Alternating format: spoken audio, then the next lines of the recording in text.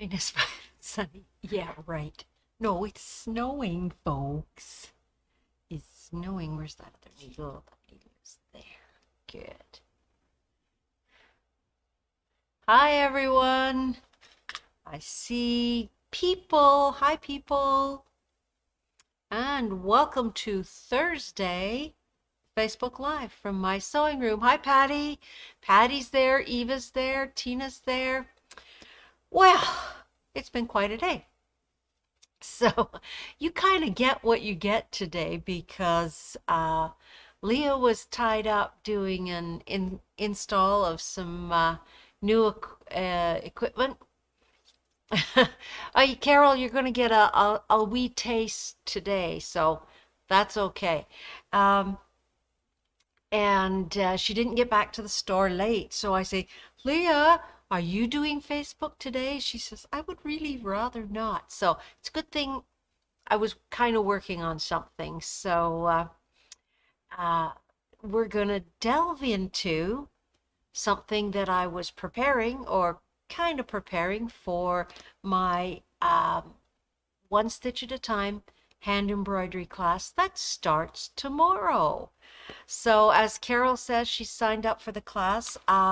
All of our classes are recorded. So if you're not able to attend a session kind of live, either through Zoom or here in the store, you can always catch up on the video link afterwards. So as I say, you get what you get today. And what I was doing, I was preparing for that hand embroidery class. And come on, blue, switch over. There you go. I ran across something called Japanese paper embroidery. And I thought, I can do that. I like making things. So whether you want to make a gift tag, a card, you want to make something to actually fasten to a project, it's kind of fun. And I think this is sort of a fun little project that you could also do if you have little ones in the family. Anybody who's old enough to be able to hang on to a needle, you could use a blunter needle for kids. And I think it's a great little crafty processy thing. So I'm going to walk you through it. We're not going to talk stitches. We're just going to talk process right now. There is still time if the idea of doing embroidery intrigues you. It's really one of those old crafts that had kind of went into a slump, and now all of a sudden we see it showing up in new and modern ways, and I'm just so excited about what we can do with buckets of beautiful floss and threads. So let's carry on. So Japanese paper embroidery is basically what it sounds like. You are stitching on paper, or actually more particularly cardstock. So something the weight of a greeting card or a heavier paper. I want to give it a try sometime with a real heavyweight watercolor paper. I think it would look particularly nice on that sort of a texture. So I have my little card that I'm going to make, and I have a little colored front piece of cardstock that I'm actually going to be embroidering on. So the first thing you want to do is you want to mark your pattern on here. And so what I used, because I had it handy, was a little flower shaped box of pins that I've set down on there, and I've drawn around it. So now I have a little daisy shape on my cardstock. Now this was something I learned just recently. You could just try and stitch directly through the cardstock, but it can kind of crease, it can kind of bend. So the best thing to do is to take your cardstock with your pattern and take a needle and actually pierce the holes. And so I'm going to go around my little flower design here, all the way around. And what I'm using is a spent needle from my sewing machine, from the long arm machine. So it's got a healthy size to it. It's size 16. So it's making a decent sized hole. I'm not going to have to worry about things tearing. So there's a few of our standard embroidery stitches that are a little trickier to do on paper. And the technique is definitely different than what we'll be doing tomorrow when we're stitching through fabric. First of all, with fabric, you don't have to poke the holes, but this is helpful whether you're doing it yourself or you're involving those kidlings. Kids love to do this type of thing. And I think the younger you start them, the more opportunity they have to decide if it's something that they particularly want to do. So there's a beginning. I've pierced my holes. Now, because I used a pencil to mark on there, it doesn't show too badly. I could actually erase that line if I wanted, but I'm not going to worry too much about it. And we're going to start anywhere along here, and I'm not going to tie a knot in my thread, because when I go to fasten that to my card like this, I don't want those big heavy knots getting in the way. So I'm just going to pick a hole anywhere, put my needle through it, pull that down. And if you have some handy, which I don't, of course, you could put a little piece of Scotch tape on the back there to hold that. I'm just going to hang on to it, and I'm going to go down through the next hole and then up. Now you can see why we pierced the holes. We are flipping this thing over and well, that was a good size hole. Needle fell out. If we were stitching on fabric, we wouldn't have to turn this over, because the fabric we could crease and bend. But this way, we're just doing a basic running stitch around the edge of our flower.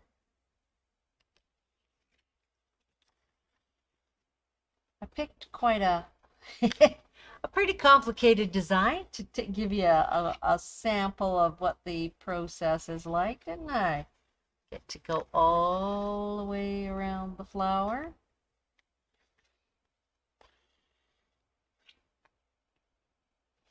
Back and forth. So you can see how this is something that would be very simple for the young ones to handle. You could, of course, use heavier card, heavier thread, and a blunt tapestry needle. Then you wouldn't have to worry about them poking themselves. Whereas we understand that, hey, pin sticks and needle sticks, that's just all part of the fun. Whoa. Oops. I have a pack of random needles, including some curved ones. I wonder how well they would work. Okay, Billy, here's the tip. I have a pack of random needles too. Unfortunately, some of them are so random they're probably close to 70 years old. But take every one of those needles and try pushing it through a piece of fabric. You're going to find that some of them work well and some of them have gotten rough on the outside. So the rougher ones, you could emery them down if you want, but they can sometimes be almost not rescuable. So you might have to make wind chimes out of them. The curved needles are usually for things like upholstery, someplace where it would be really hard to push a needle through and make that curve. So a curved needle is often used for upholstery. or I hate to say this, I've seen surgeons on TV use it as well, but we won't go into that. The trick with any sort of a needle that you want to stitch with, whether you're using embroidery floss or you're using a heavier thread or a lighter thread, is you want the eye of the needle big enough to accommodate the thread, but small enough that you can get it easily through whatever material you are trying to stitch through. So for paper, it doesn't really matter. We don't want to make too big a hole because we kind of want our thread to disguise it.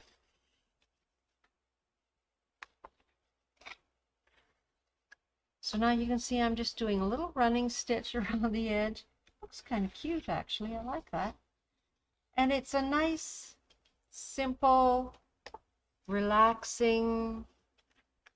I sat and did this one last night watching TV. I tend to work pretty, when I'm doing little samples like that, just pretty random kind of, okay, what do I feel like doing now? I work without a pattern quite a bit, unless it's something that I particularly want to have a specific design for. But having these holes to work through, this is great. This is keeping the stitches a nice even length. It makes it easy to figure out, because if I was stitching on fabric, to come up from the back, I could run my needle along and find out exactly where I was. But on paper, you can't do that. You have to be able to see both sides.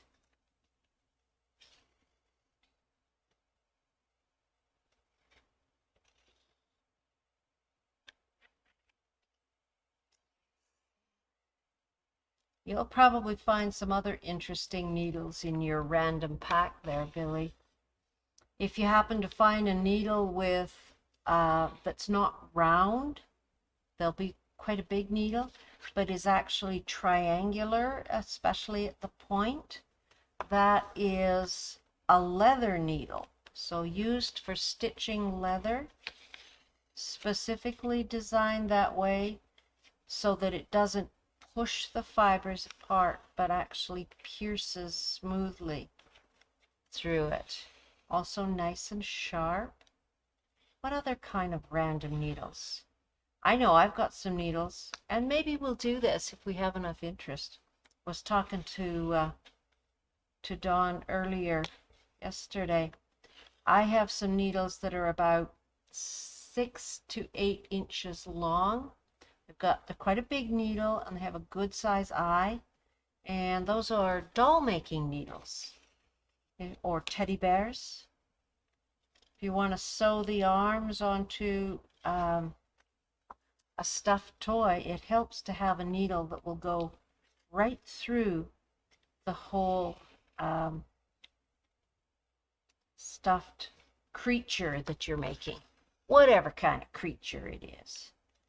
I wasn't sure this strand of thread would go all the way around, but it looks like it is, because I want to have time to show you something else fun with this process.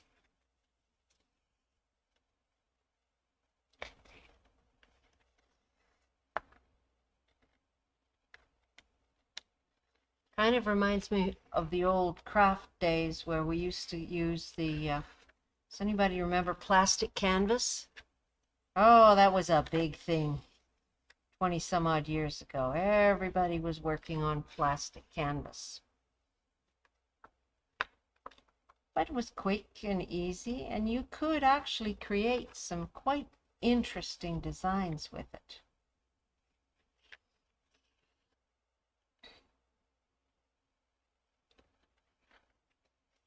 Whoops. Yeah, thread is like that. So what other interesting needles could we find? Main difference is you will often find Needles like embroidery needles generally have a long oval eye in them. Tina remembers plastic canvas. Yeah, it had its uses. You have to save those, Eva. Christmas decorations that her mother made. I mean, it could have been macaroni and dryer lint, but if somebody special to you has made something, that is absolutely a keeper.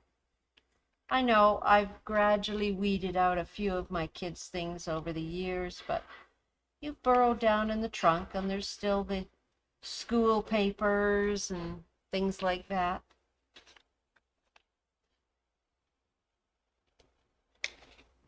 Well, we're almost there.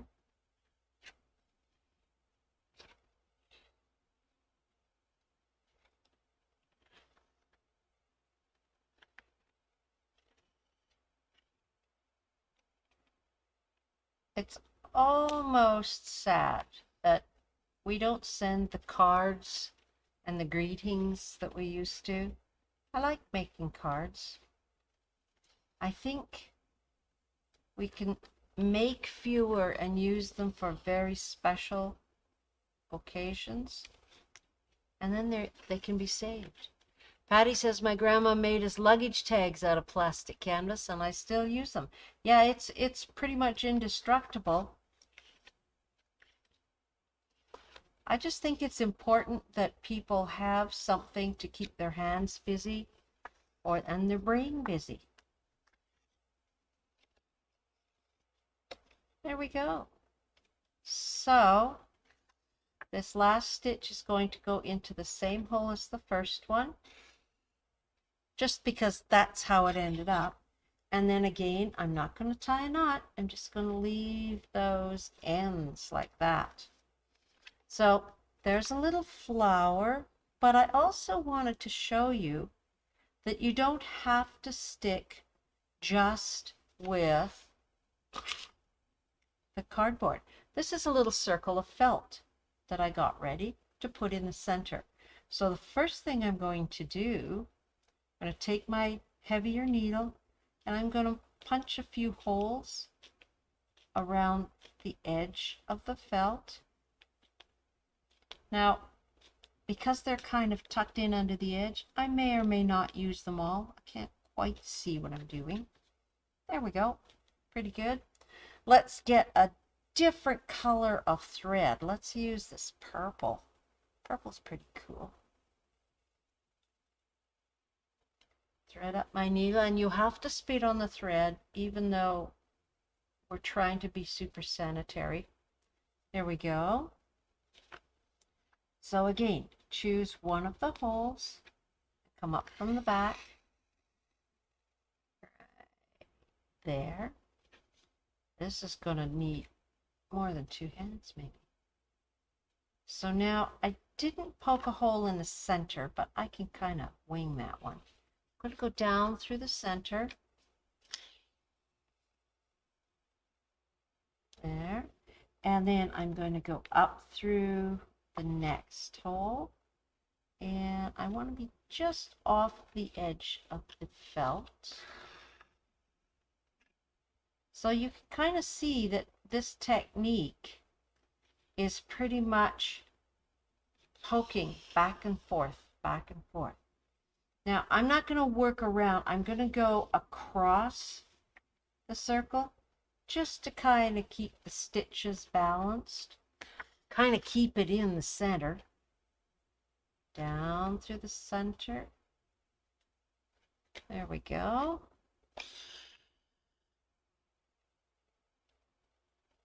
Move over one. Now I could just as easily, and I know we've got some samples around here done this way, I could just as easily have chosen, instead of a little circle of felt, I could have chosen to put a button in the center of my flower. But felt won out because it was close by.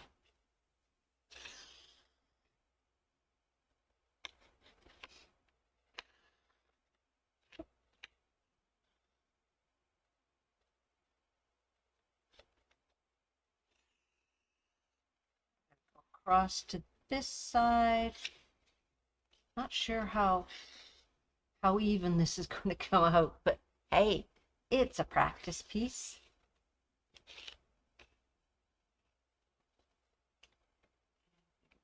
To that one.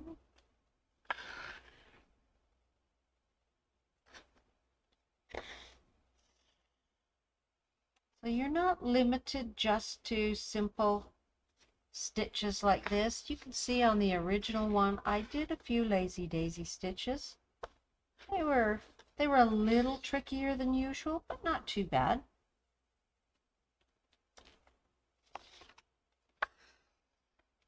So if you're intrigued by the technique, intrigued by the idea of stitching on paper, of course, where do we get a lot of our inspiration is online. So Japanese paper embroidery. A lot of interesting things come from the Japanese.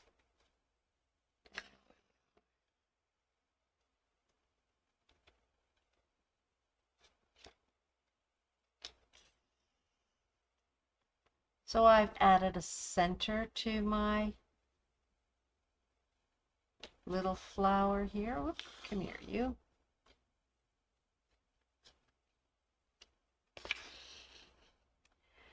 And so you could quite easily use the technique to write happy birthday, happy Valentine's, happy St. Patrick's Day. So there's a center to the flower. Let's give that thread a little trim. And I think we need to do one more thing. I'll get it started, but I'm not sure how far along we're going to get. I'd like to put an edging on my card, so I'm going to poke my holes along this edge. We might just do one edge for today.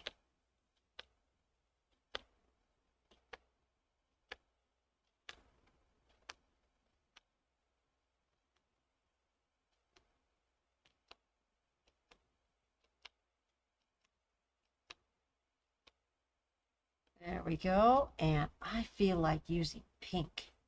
So we're going to get some, whoa, that's a whole big piece of pink floss here. So yes, we carry DMC, and we carry the full range of DMC. We also carry decorative threads. DMC has got some metallics in their range that are kind of cool to use, but we also have the Wonderfill, the Sue Spargle threads, which are a little bit heavier, but definitely give you a different effect when you're stitching. Right now I'm just using 2 strands of basic embroidery floss.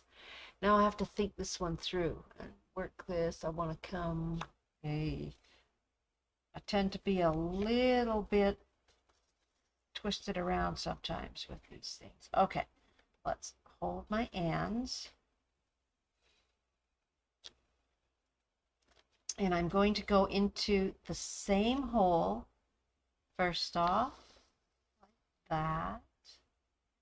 And then I want to go, yes, I want to go down in this hole and out through the side like that.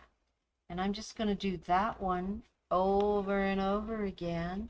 So now we are doing a basic blanket stitch around the edge. There we go. And that's going to make a real cute little edging to our card. Now, of course, we can put as much stitching on here as we would like. We can add some more colors. We can add, and I know we've done this for you folks before, fuse fabric to your cardstock, but then instead of doing the, Anne calls it pen stitching, the little dotted lines around the edge of your fabric, get out your needle and thread and do some real stitching.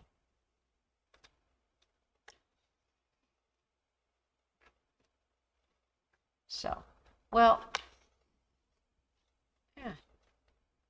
And that's a little blanket stitch around the edge. This is kind of fun. I could sit here for the rest of the afternoon doing this. Yeah, okay. I find it is relaxing. And it is something that you could take with you these days with a lot of places still being careful with how many people they have in their waiting room, dentist offices, doctor's offices.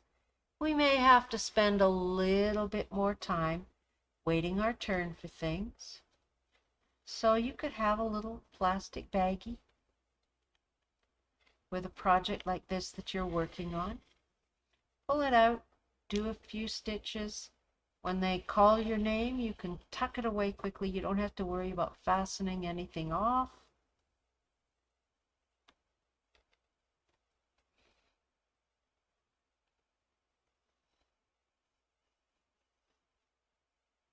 So if you start right now, you could probably have a couple dozen Christmas cards made by next December.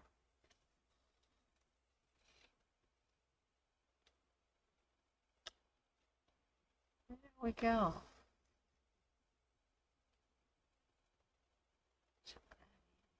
So there's one edge of my card with a blanket stitch on it, and I can just carry on and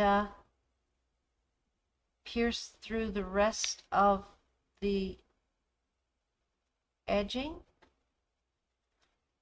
and zip around the other side. Maybe put something else in here.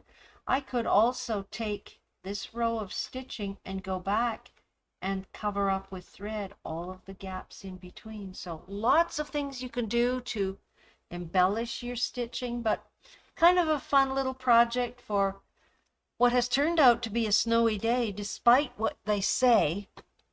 When you look up the weather, it says it's -5 and sunny, but when I came back here a few minutes ago, it was snowing like crazy. So, yeah, who knew? All right, folks, that's what I've got for you today. I hope to see some of you in our embroidery class and in some of the other classes that we're getting ready for you. It's lots of fun. Keep yourself occupied, keep yourself entertained, and pass on some of those wonderful handicrafts and fabric crafts from the past. I see a couple people joining us over here on YouTube. It's really nice to have YouTube there. Robin's back from Maryland and Lorraine is on YouTube. That's wonderful. So it was great talking to everyone. Have a wonderful rest of your Thursday. I think Leah's going to pop in for Facebook tomorrow and bring you something new and exciting from her world. So till then, take care.